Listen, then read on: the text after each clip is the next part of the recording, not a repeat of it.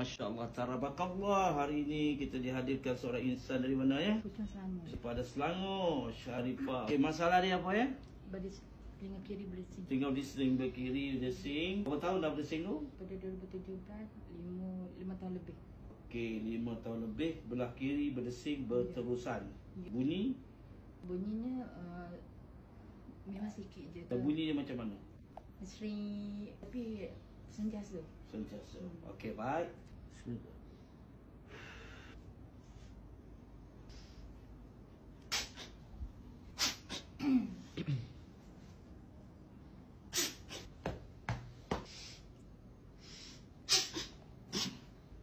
Allah, ya Allah, ya Allah, ya.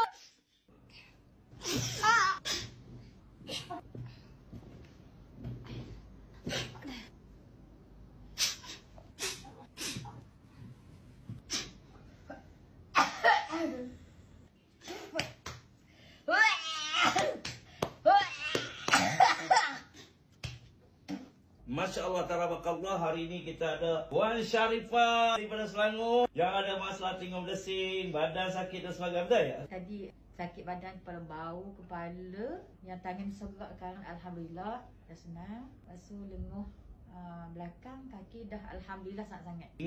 Telinga alhamdulillah makin kurang. Alhamdulillah. Telinga yang berdesing makin kurang, badan makin elok. Alhamdulillah. Kita doakan ini adalah gangguan aura genetik. Kita doakan agar Kak Sharifah kita, Puan Sharifah kita agar terus sihat, mendapatkan berkatan dari Allah SWT untuk kita semua.